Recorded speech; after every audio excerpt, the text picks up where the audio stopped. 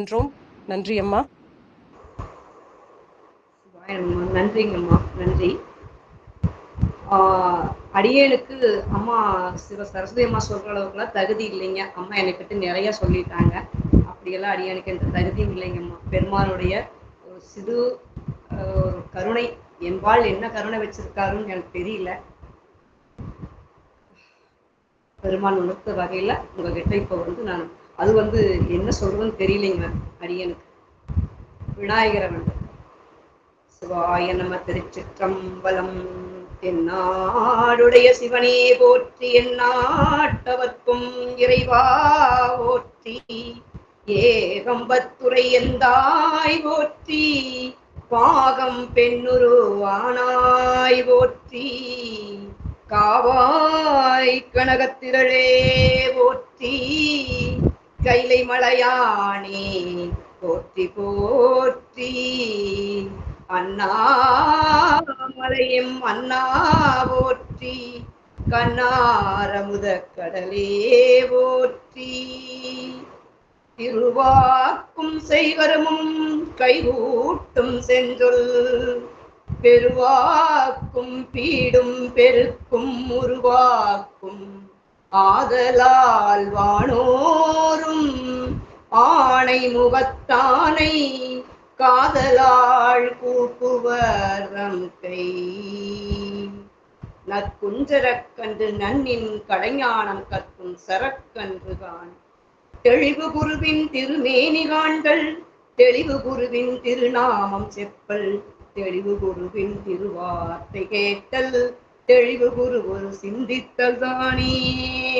அருட்குருநாதரின் மலரடிகள் போற்றி போற்றி. அடியேன் உடையவரான அங்கேற்கண்ணுடனாகிய சொக்கநாத பெருமானின் மலர்த்திருவடிகள் போற்றி போற்றி.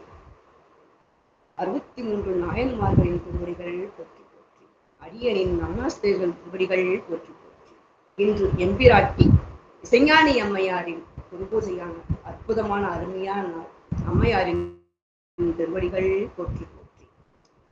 இப்போது ராஜபாளையம் முத்தமிழ்ச் சங்க நிறுவனரான சிவ சரஸ்வதிமா அவர்களுக்கும் அவருடன் இணைந்து துணையாக வரும் அனைவருக்கும் வாழ்த்துரை அருளிய அனுபூதி செல்வி அம்மையார் அவர்களுக்கும் தலைமை உரையாற்றியவருக்கும் பின்னூட்டம் வழங்க உள்ள நல்லாசிரியர் சிவ சரஸ்வதி அம்மையாருக்கும் மற்றும் அடியேனின்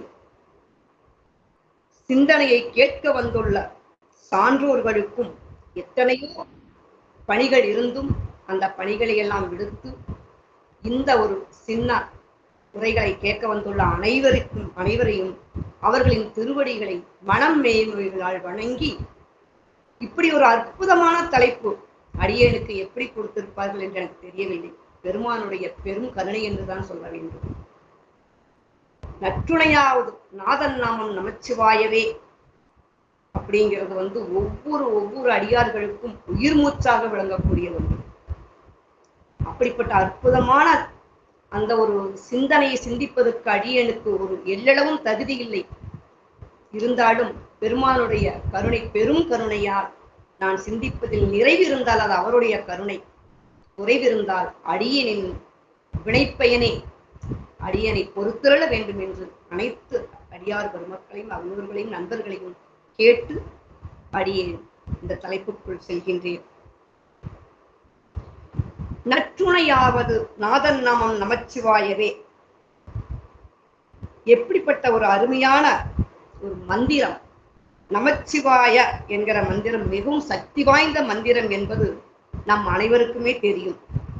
ஒவ்வொருவரும் ஒவ்வொரு நிலைமையில் ஒவ்வொரு உணர்வில் அந்த நமச்சிவாயத்தினுடைய மந்திரத்தினுடைய சக்தியை கண்டிப்பாக உணர்ந்திருப்போம். உணராமல் யாருமே இருக்க முடியாது. இந்த ஒரு சிவ வழிபாட்டில் இருக்கிற அனைத்து பேருமே அது எப்படி நமக்கு இந்த மந்திரம் என்னென்ன கொடுக்கிறது அப்படின்னு பார்த்தீங்கன்னா, இந்த வாழ்க்கைக்கு, இந்த உலகியல் வாழ்க்கைக்கு தேவையான அனைத்தையுமே நமக்கு இந்த மந்திரம் கொடுக்கிறது.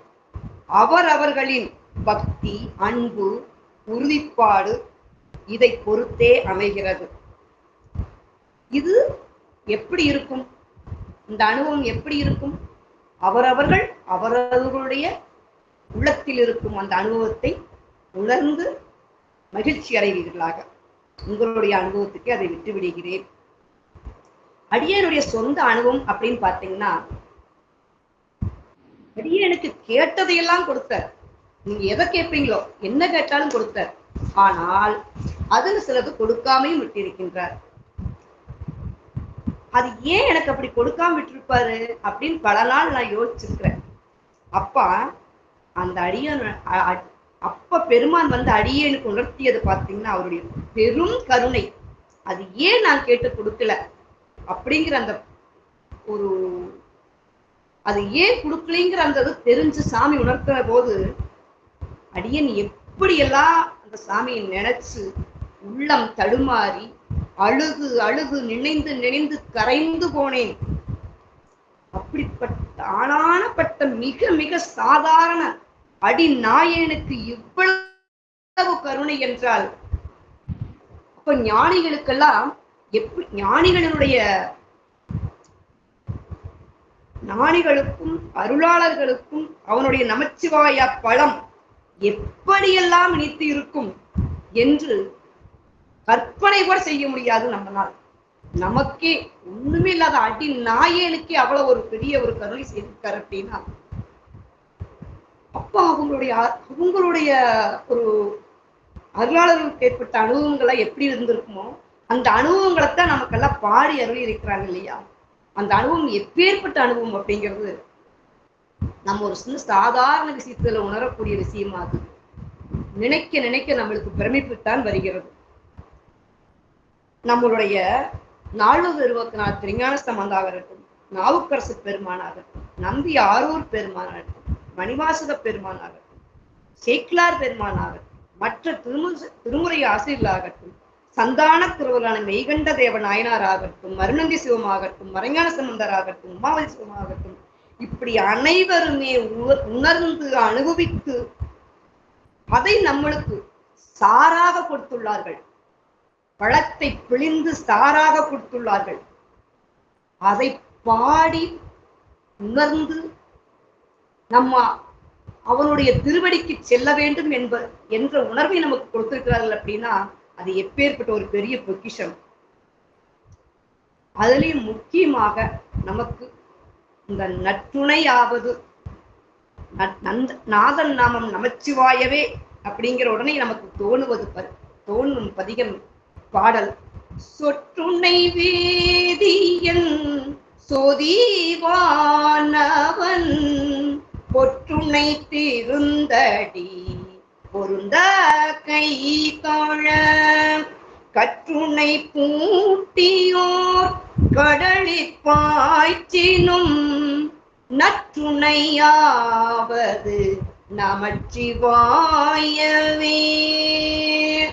அப்படின்னு பெருமான் நமக்கு அப்படி சாரா நம்ம நாவுக்கரசு பெருமான் அனுபவிச்சு உணர்ந்ததை நமக்கு சாராக கொடுத்து அருளி கொடுக்கிறார். இந்த பதிகம் முழுக்க முழுக்க நமச்சிவாயத்தினுடைய மகிமை விளக்கியுள்ளார்.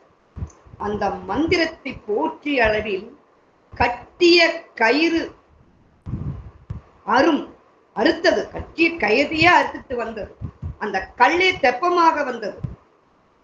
அந்த வருணன் தான் முன் செய்த தபத்தினால் பழைகளாகிய கைகளை கொண்டு அவரை தாங்கி வர திரு பாதிரி புலியூரை அடைந்தார் என பார்க்கிறோம். கடலில் கல்லோடு கட்டி வீழ்த்திட எவ்வாறு கரையேற முடியும் என்று பலரும் வியப்போடு விளம்புவார். ஆனால் சேக்கிழார் பெருமானோ மிக எளிய செயலாக குறித்து சுவைத்து நமக்கு அருளுகிறார். நாவரசரை வீழ்த்தியது ஒரு கடலில் ஆகும். கட்டப்பட்ட கல்லும் ஒன்றேயாம், கயிறும் ஒன்றேயாம். அதுபொழுது அவர் ஓதியதோ தலையாயதும் அரிதாயதுமாய திரு 5 எழுத்து மந்திரமாம்.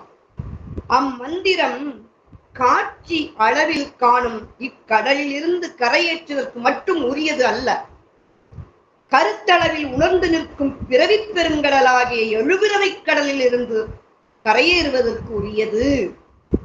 இப்பிறவிக்கடலில் வீழ்த்தும் போது கட்டப்படுகின்ற கற்கள் ஒன்றல்ல, அவை ஆணவம், கண்மம், மாயை என்பன.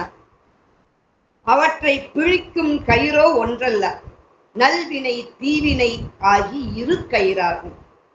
இத்தகைய கொடிய கடிய பிடிப்பினின்று விடுவித்து கரையேற்றுதற்குரிய ஆற்றலும் அருமைப்பாடுமுடைய திரு ஐந்தெழுத்திற்கு இச்சிறு செயல் ஒரு வியப்பாகுமோ அன்று என்று அருளுகின்றார் சேக்கிழார் பெருமான். இருவினை பாசம் மும்மலக்கல் ஆத்தலின் வரும் பவக்கடலில் வீழ் மாக்கள் ஏறிட அருள்மை அஞ்செழுத்து அரசை இக்கடல் ஒருகள் மேல் ஏற்றிட உரைக்க வேண்டுமோ என்பது அவர்தம் திருவாக்காகும். நாவரசர் பதியங்களில் பயன் கூறப்பட்ட பதிகம் இதொன்றே ஆகும் என்றார்.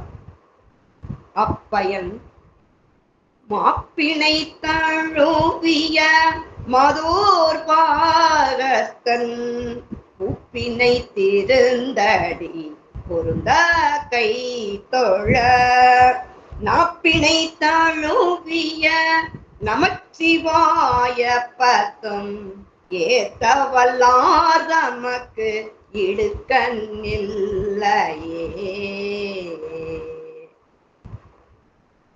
இங்கு இடுக்கண் என்பது உலகில் அவ்வப்பொழுது வரும் துன்பங்கள் மட்டுமன்றி பிறவி பெருங்கடலாகிய பெரு துன்பத்தை குறிப்பதாகும். அதனை நீக்க அருள வல்லது ஐந்தெழுத்தேயாகும். இதுல பெருமான் கருவாய் கிடந்து உன் கழலே நினையும் கருத்துடையேன் உருவாய் தெரிந்த உந்தன் நாமம் பயின்றேன் உனது அருளால் திருவாய் ஒழிய சிவாய நம என்று நீரணிந்தேன் தருவாய் சிவகதி நீ பாதிரி புலியூர் அரணே. உருவாய் தெரிந்த உந்தன் நாமம் பயின்றேன் நற்றுடையாவது நாதன் நாமம் நமச்சிவாயவே. அது அந்த இடத்துல சொல்றாரு. இன்னொரு பாட்டுல பார்த்தீங்கன்னா படைக்கலமாக உன் நாமத்து ஐந்தெழுத்தும் படைக்கலமாக உன் நாமத்தெழுத்து அஞ்சும் என்னாவில் கொண்டேன் இடைக்கலம் அல்லேன் எழு பிறப்பும் உனக்காட்செய்கின்றேன் துடைக்கினும் போகேன் தொழுது வணங்கி தூணீரணிந்து உன் அடைக்கலம் கண்டாய் அணிதில்லை சிற்றம்பலத்து அரணே.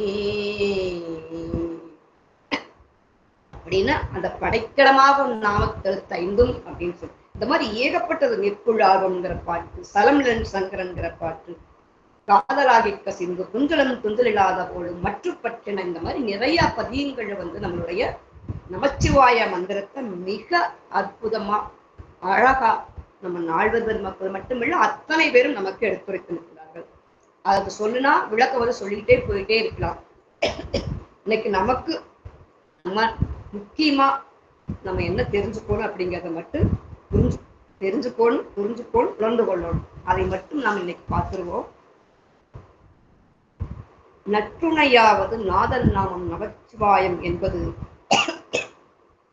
நமக்கு ஆன்மீக முன்னேற்றத்திற்கும் நம்மை இறைவனுடன் இணைப்பதற்கும் மிக மிக முக்கியமான மந்திரம். இந்த நாமத்தை நம்பிக்கையுடன் உச்சரிப்பதால் நம் உள்ளத்தில் இருக்கும் பயம், கவலை, துக்கம் போன்றவை குறைகின்றன. ஆகையால் நம்ம அந்த குறையறத நம்ம உணர முடியும் இல்லைங்களா? நண்பர்கள் வாழ்க்கையில் எதுவும் நிரந்தரம் அல்ல. சான்றோர்கள் எல்லாத்துக்குமே நம்ம வாழ்க்கையில ஏதாவது நிரந்தரம் ஒண்ணு இருக்குதுங்களா? இல்லையே. ஆனா நிரந்தரம் இல்லாத நம்ம புடிச்சுக்கிட்டா இதுதான் நமக்கு நிரந்தரம், நம்ம பையன் நமக்கு நிரந்தரம், நம்ம கணவன் நமக்கு நிரந்தரம், நம்ம பொண்ணு நமக்கு நிரந்தரம், நம்ம பேரை நமக்கு நிரந்தரம், இப்படி எதையோ புடிச்சுக்கிட்டு நிரந்தரமே இல்லாத நிரந்தரம்னு போயிட்டே இருக்கிறோம். ஆனா என்றும் நமக்கு நிரந்தரம் என்று ஒன்று உண்டு என்றால் நம்மளுடைய இறைவன் மட்டுமே அவருடைய நாமம் மட்டுமே அதை உணர்ந்து அனுபவிக்கக்கூடிய ஆற்றலையும் அந்த ஒரு பண்பையும் இறைவன் நமக்கெல்லாம் கொடுத்து அருள வேண்டும் என்று அவர்கிட்ட விண்ணப்பம் வைப்போம். கண்டிப்பா விண்ணப்பத்தை வைத்தா பெருமான் நிறைவேற்றி கொடுப்பார் என்பது ஒவ்வொரு செயலையும் நம்ம வந்துட்டு தான் இருக்கிறோம். ஆனா இன்னும் நம்ம அதை விட்டு வெளியே வர்றதுக்கு தயாரா இல்லை.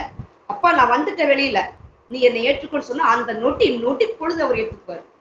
அது உறுதியா நமக்கு தெரியும். ஆனா இன்னும் நம்ம இந்த உலகில குடும்பத்துல பாசம் என்னும் சூழல்ல சிக்கிட்டு தான் இருக்கிறோம். மனதார வெளியே வரல. அதுதான் உண்மை. வந்தா பெருமான் அப்பவே நம்ம ஏற்றுக்குவார். அது உறுதியா நமக்கும் தெரியும். ஆனாலும் அந்த வெளியே வரக்கூடிய ஒரு சூழ்நிலையும் பக்குவத்தையும் பெருமான் தான் கொடுத்து அருள வேண்டும். இப்ப இந்த நற்றுணையாவது நாதம் நாம நமச்சிவாய என்ற இறைவனின் திருநாமத்தை நம்ம வாழ்க்கையில் ஏற்றுக்கொண்டு நம்பிக்கையுடன் வாழ்ந்தால் நிச்சயம் நாமும் அமைதியான மற்றும் வெற்றிகரமான வாழ்க்கை வாழலாம். அது உலகிகளுக்கு. பிறவி பெருங்கடல் நீந்துவார் நீந்தார் இறைவனடி சேராதார் என்றார் நம் பாட்டன் வள்ளுவர் பெருந்தகை. அலைமோதும் இந்த பிறவி பெருங்கடலில் கரை சேர்ப்பதற்கு நம் கையில் இருக்கும் மிகச்சிறந்த கலங்கரை விளக்கம், கலங்கரை துணை நம் சிவபெருமானின் திரு ஐந்தெழுத்தே. அந்த ஐந்தெழுத்து மந்திரம் நமச்சிவாய ஆகும். இதனை உலகிற்கு உணர்த்தியவர் அப்பர் பெருமான் எனும் திருநாவுக்கரசு பெருமான். அப்பரின் அனல்வாக்கு பின்னணியில் பார்த்தோமானால் அவர் சமண சமயத்திலிருந்து மீண்டு சைவ சமயத்திற்கு வந்தபோது பல்லவ மன்னன் சமர்களின் தூண்டுதலால் துன்புறுத்தினான். எப்படியெல்லாம் நம்மளுடைய அப்பரை துன்புறுத்தி இருக்கிறார். சுண்ணாம்பு களவாயில் அடைத்தார், நஞ்சு கலந்த உணவை அளித்தார், மதம் பிடித்த யானையை ஏவிவிட்டு இந்த மாதிரி பல பல சோதனைகளை அப்பர் பெருமான் சந்தித்தார். எனினும் அவர் அந்த சோதனைக்கெல்லாம் அஞ்சவில்லை, பயப்படவில்லை. நமச்சிவாய மந்திரம் இருக்கும்போது எதுக்கு பயம்? அவர் அந்த அளவுக்கு உறுதிப்பாட்டோட நம்மளுடைய பெருமானுடைய சிவபெருமானுடைய அந்த அவ்வளவு ஒரு உறுதிப்பாட்டோட நின்னார். அந்த உறுதிப்பாடு நமக்கும் வேண்டும். நாம் எல்லோரும் இறைவனை வேண்டுவோம். இறுதியாக அவர் என்ன செஞ்சாங்க? ஒரு பெரிய கல்லில கட்டி கல்ல தூக்கி வீச ஆணையிட்டான் மன்னன். அந்த இக்கட்டான சூழலில் அப்பர் பாடியருடைய பதிகம்தான் மிகவும் புகழ்பெற்ற பதிகம் சொற்றுணை வேதியன். அதை முன்னாடியே நம்ம பார்த்துட்டோம். ஆணவம் கண்மம் மாயை நீக்கம். நம் ஒவ்வொருவருக்கும் ஆணவம் கண்மம் மாயை எனும் கல்லுல கட்டித்தான் போட்டு வச்சிருக்கு. அந்த பிறவிக்கல்ல தட்டு வச்சுட்டு இருக்கிறோம்.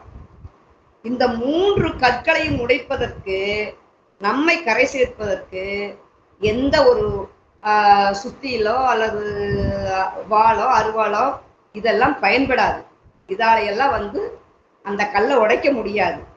நமச்சிவாய எனும் மந்திரம்தான் அதை அதாவது அறம்பாவம் அறுத்தல். அறம்பாவம்ங்கிறது என்ன? நம்மளுடைய நல்வினை தீவினை. மற்றும் நம்ம அந்த நல்வினை தீவினை என்னும் கயிர்களை அறுத்து எரிஞ்சு இறைவனோட சேர்க்கும். அது மட்டுமல்ல, சோதனைகளில் வெற்றி, வாழ்வில் வரும் இக்கட்டான சூழல்கள், நோய், பயம், தடைகள் அனைத்தையும் கடந்து செல்ல நமச்சிவாய மந்திரத்தை விட சிறந்த துணை வேறு எதுவும் இல்லை. உண்மை பக்தி வாயால் சொல்வது மட்டும் அல்ல, மனதாலும் சிவனை நம்பி சரணாகதி அடைந்தால் கல்கூட தெப்பமாகும் என்பதை நமக்கு நாவுக்கரசு பெருமான் மிக அழகாக உணர்த்தி இருக்கிறார். இது பாத்தீங்கன்னா இப்ப நம்மளுடைய திருஞான சம்பந்த பெருமான் ரொம்ப குழந்தை தானே.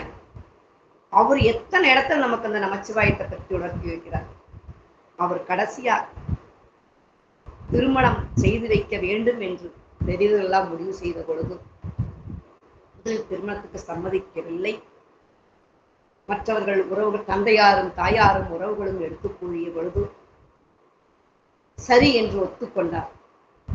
அப்பதான் அவருக்கு பெண் பார்க்கறதுக்கு திரு வெண்ணெய் நல்லூர் பெருமணங்கிற ஊர்ல நம்பாண்டார் நம்பி என்பவரின் திருமகளை பேசி முடிவு செய்து பெண் வீட்டில் திருமணம் வைப்பதாக முடிவு செய்தார்கள். பெண் வீட்டிற்கு எல்லாரும் போறாங்க. அங்க ஒரு மாளிகையில் விஞ்ஞான சமுத்திர தங்க வைக்கிறாங்க. அப்போ ஒரு பதிகம் அங்க இருக்கிற அடியர்களா விஞ்ஞான சமுத்திர வரவேற்கிறாங்க. அங்க இருக்கிற அடியர்கள் எல்லாம் அவரை வரவேற்று மகிழ்ச்சி அடைகிறாங்க. ஏன்னா குழந்தைகள் அல்லவா, 3 வயதில் பாடி அருமைய குழந்தைகள் அல்லவா, எத்தனை பதியங்களை எப்படியெல்லாம் அழகா பாடி கொடுத்திருக்காரு, எத்தனை நோய்களை தீர்த்திருக்கிறார். இதெல்லாம் நமக்கு மருந்து, பரிகாரம் எல்லாமே திருமுறைகள் தான் என்பதை திருஞான சம்பந்த பெருமான் ஒவ்வொரு பதிகத்திலையும் ஆணையிட்டு சொல்லியிருப்பார். எந்த அளவுக்கு சாமி அவர்களுக்கு உணர்த்தி இருந்தார், உணர்ந்திருந்தார், அனுபவித்திருந்தார், அதையெல்லாம் நம்மெல்லாம் ஒழிவு வர வேண்டும் என்று பாடி அருளியிருப்பார். திருமணத்தில் சம்மதம் இல்லை, இப்படி ஒரு நிலைமை என்னை கொண்டாந்து விட்டியே பெருமானே, இதுக்கு மக்கள் ஒழிவு பெற வேண்டும் என்றுதான் என்னை இந்த உலகத்துக்கு அனுப்பினாய், திருப்பியும் என்னை அதுக்குள்ள சிக்க வைக்க பார்க்கிறியே அப்படின்னு தான் பெருமானை போய் கேட்டார். அப்ப பெருமான் சொல்றாரு, இல்ல, திருமண குளத்திலேயே நான் உன்னை கைலாயத்து கூப்பிட்டுக்குவேன். உன்னை மட்டுமல்ல, அங்கிருக்கும் அனைவரையும், அனைத்து மக்களும் அங்கிருக்கும் அனைவரையுமே நான் உன்னையோட சேர்த்து கைலாயத்துக்கு அழைச்சிட்டு போறேன் அப்படின்னு பெருமான் திருஞான சம்பந்த பெருமானுக்கு உணர்த்துகிறார். திருஞான சம்பந்த பெருமான் சத்தத்தில் மணக்கோலத்தில் திருமண பெண் வீட்டிற்கு போகிறார். போய் அந்த அக்னியை வலம் வருகிறார். அப்ப அந்த திருமணத்தை நடத்தி வைக்கிறதுக்காக யாரு திருமணத்தை நடத்தி வைக்கிறாங்க?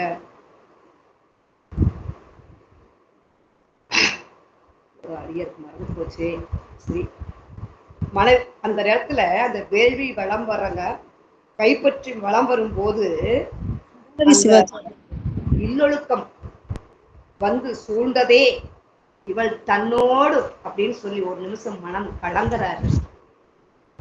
அப்ப சிவன்தாள் சேர்வன் எனும் திருவுளம் கொண்டவராய் திருக்கோயிலை நோக்கி போகணும்னு சொல்றாரு. அப்ப மணக்கோலத்துல மண்டபத்தை விட்டு இந்த இந்த வேள்வி விட்டு வெளியில போகக்கூடாதுன்னு எல்லாரும் தடுக்கும் போது கூட அவர் இல்லை, நான் பெருமானுடைய திருக்கோயிலுக்கு போகணும், மணக்கோலத்துல அவர் முன்னாடி நான் பாடணும் அப்படின்னு சொல்லிட்டு அந்த இடத்துக்கு போறாரு.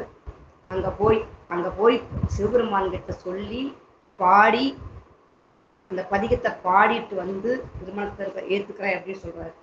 அப்ப அந்த திருமண மண்டபத்துல சாமி சொன்ன மாதிரியே ஒரு கோயில், அதாவது ஒரு பெரிய ஜோதி மாதிரி, கோகுலம் மாதிரி, ஜோதி மாதிரி அவ்வளவு அழகா ஒரு அமைச்சு கொடுத்து, ஒரு வாயில் அதுக்குள்ள போற மாதிரி வாயிலேயே அமைச்சு கொடுக்குறாரு. அப்ப அங்க பாட்டு அது எப்படி அந்த பாட்டை கேட்ட மாதிரி ஆதலாகி கசிந்து கண்ணீர் மல்கி ஓதுவாதமை நன்னெறி கொய்ப்பது வேதம் நான்கினும் மெய்ப்பொருளாவது நாதன் நாமம் நமச்சிவாயவே. அந்த நாதன் நாமம் நமச்சிவாயவே, நாதன் நாமம் நமச்சிவாயவே, நம்பன் நாமம் நமச்சிவாயவே, நக்கன் நாமம் நமச்சிவாயவே, நயனன் நாமம் நமச்சிவாயவே, நல்லார் நாமம் நமச்சிவாயவே, நந்தி நாமம் நமச்சிவாயவே, வரதன் நாமம் நமச்சிவாயவே, நலம்கொள் நாமம் நமச்சிவாயவே, ஓதும் நாமம் நமச்சிவாயவே என்று ஒவ்வொரு பாடல்லையும் சாமிய இந்த நமச்சிவாய மந்திரத்தை சொல்றார். அதை கேட்டுக்கிட்டு இருக்கிற அத்துணை மக்களும் ஒருத்தர் 2 பேர் அல்ல, எத்தனை பேர் அந்த இடத்துக்கு வந்தாங்க. எத்தனை பேர் அவரோட நம்மளுடைய அந்த அதாவது அந்த சுடர் விட்டு எழும் சோதிலிங்கமாக காட்சி தந்து தம்மை அடைதற்குரிய திருவாயிலை ஒன்றையும் வகுத்து காட்டி அருளினார். பேரொளி பிழம்பாக விளங்கும் இறைவரை வணங்க பேரொளி பிழம்பாக விளங்கும் இறைவரை வணங்கிய பிள்ளையார் உலகு உயிர்கள் ஒழிவதற்கு உரிய வாயிலாக வானமும் நிலனும் கேட்ப நமச்சிவாய திருப்பதிகத்தை அருளினார் அப்படின்னு சொல்றாங்க. அருளி செய்தாராம். அதாவது வானமும் நிலமும் கேட்ப நமச்சிவாய திருப்பதிகத்தை அருளித்தான் அத்துணை பேரையும். அதுல எத்தனை பேர் வந்திருந்தாங்க? அதாவது இந்த நமச்சிவாய கருத்தமைந்த இப்பதிகம் அருளி செய்தார். இம்மனத்திற்கு வந்தோர் ஈனமாம் பிறவி தேர யாவரும் புகுக எழுந்தருளினார். ஈனமாம் பிறவி, இந்த பிறவி ஒரு பெரிய ஈனமாம் பிறவி. அதுல திரு நீலநக்கர், முருகநாயனார் முதலாய தொண்டர்களும், சிவபாத இறுதியர், நம்பாண்டார் நம்பிகள், திருநீலகண்ட பெரும்பாணர் முதலியோர்களும் தத்தம் மனைவியாருடன் ஆக அவ்வொழியுள் புக்கனர். அவ்வொழிக்குள்ள அவங்கவுங்க மனைவியோட உள்ள போனாங்களாம். மற்றும் திருமணத்துக்கு வந்திருந்த உறவினர்கள், அருளாளர்கள், பணியாளர்கள் முதலிய அனைவரும் நாதன் நாமமாகிய நமச்சிவாயத்தை உள்ளம் கொண்டவாறே, அந்த உளம் அவங்களுக்கு அந்த உள்ளத்துல அப்படியே அந்த நமச்சிவாய மந்திரம் ஒழிக்குது. அப்படியெல்லாம் உள்ளத்துல இருக்குங்காட்டி அவ்வொழியில் புகுந்து பின் கடைசியா தன்னுடைய மனைவி காதலியா கைப்பற்றி கொன்றவாறே அவ்வொளி பிளம்பாக இருக்கக்குள்ள போலான்னு நினைக்கும் போது ஒரு பெண் வெளியே நின்னாராம். அப்ப திருஞான சம்பந்தர் போய், அம்மா ஏன் வெளியே நிற்கிறீங்க, வாங்க நீங்களும் கைலாயத்துக்கு போலாம், சிவனுடைய திருவடியில் சேரலாம், ஆனந்தத்தை பேரின்பத்தை அனுபவிக்கலாம் வாங்கன்னு சொன்ன போது அந்த அம்மையார் சொன்னாங்களா, நான் உள்ள வரத்தில்லையே அப்படின்னு சொல்லி. அப்ப சொன்னாரா திருஞான சம்பந்த பெருமான், நம்மளுடைய சிவபெருமானுக்கு எதுவுமே தீட்டு கிடையாது, நீங்க வாங்க அப்படின்னு சொல்லி அந்த அம்மையாரை அனுப்பி விட்டு கடைசியா அவர் நம்ம உள்ள போறார். அவர் அந்த இடத்துக்கு கடைசியா அவ்வொளி பிழம்பாய் இறைவரை வளம் அப்பவும் அதை வளம் அந்த பேரொழிக்குள்ள போய் கைலாயத்தை அடைகிறார் நம்மளுடைய திருஞான சம்பந்த பெருமான். என்ன இந்த நமச்சிவாய மந்திரத்துக்கு எவ்வளவு சக்தி இருக்குது அப்படிங்கிறத நம்ம இது ஒரு சாதாரணப்பட்ட மக்கள் எல்லாமே அந்த பாட்டை கேட்ட மாயத்துக்குள்ள உள்ளார்ந்த அன்போட உருகி அந்த பாட்டை கேட்டதுனால அந்த நொடியில் அவங்க எல்லாமே அப்ப அவங்களும் ஒரு முந்தைய தவமாத்தான் இருந்திருக்கணும். இப்ப நம்ம ஒரு ஒண்ணும் இல்லைங்க, நம்மளாம் ஒரு சாதாரண, அது அடியனை பத்தி சொல்லப்போனா ரொம்ப ரொம்ப ரொம்ப ரொம்ப ஒண்ணுமே இல்லாத அடி நாயேன். நமக்கே இந்த நமச்சிவாய மந்திரம் சொல்லக்கூடிய ஒரு வாக்கியம் கிடைச்சிருக்குது அப்படின்னா அப்ப அவங்கெல்லாம் எவ்வளவு ஒரு தவம் பண்ணவங்களா இருப்பாங்க, எப்படிப்பட்ட அருளாளர்கள் அவங்கெல்லாம் கூட. அத்தனை நாயன்மார்களா இருக்கட்டும், நம்மளுடைய அருளாளர்களா இருக்கட்டும், அவர்களெல்லாம் நினைக்க நினைக்க அந்த ஒரு மனசளவுல நமக்கு ஒரு ஆனந்தம் வருகிறது. ஆனாலும் இன்னும் நமக்கு அடியேனுக்கெல்லாம் இன்னும் இந்த சூழ்நிலையை விட்டு வெளியே வரக்கூடிய வாய்ப்பை பெருமான் கொடுக்கவில்லை என்ற ஏக்கம் இருக்கிறது தவிர வெளியே வரணுங்கிற முழு மூச்சா இறைவனை நான் வேண்டலைங்கிறது உண்மை. அது அடியனுக்கே தெரியும். சும்மா சாமி போய் நீயே எனக்கு சொல்லல, நீயே எனக்கு கூப்பிடல, நீ எனக்கு வாய்ப்பு கொடுக்க மாட்டேங்கிற, மனசொன்றி பண்ண முடியல, என்னால மனசொன்றி சொல்ல முடியல, என்னாலையும் போய் சாமியை குறை சொல்லும் போதெல்லாம் என் மனசுக்குள்ள குற்றுணர்ச்சி வரும். ஏன்னா நாம் எந்த விட்டு வெளியில வந்துட்டோம் அப்படின்னு சொல்லிட்டு. அதாவது நமச்சிவாய மந்திரம் நற்றுணையாவது நாதன் நாமம் நமச்சிவாயவே என்ற தலைப்புல பேச ஒரு துளியும் தகுதி இல்லாத அடியேன் பெருமானுடைய பெரும் கருணையால இன்று ஏதோ ஒரு சின்ன அளவுல சிந்திச்சிருக்கிறேன். நிறைவா இருந்தால் அது பெருமானுடைய கருணை, உரை இருந்தால் அடியோடைய வெளிப்பெயர் அனைத்து அவையோர்களும் பொறுத்து அருள வேண்டும் என்று கேட்டு அடியனுடைய அந்த ஒரு சின்ன சிந்தனையை நிறைவு செய்கின்றேன். திருச்சிற்றம்பலம். தென்னாடுடைய சிவனே போற்றி, எந்நாட்டவர்க்கும் இறைவா போற்றி, காவாய் கடகத்திரளே போற்றி, கைலை மலையானே போற்றி போற்றி. அனைவருக்கும் நன்றிங்கம்மா. அனைவர் திருவடிகளை வணங்குகிறேன்.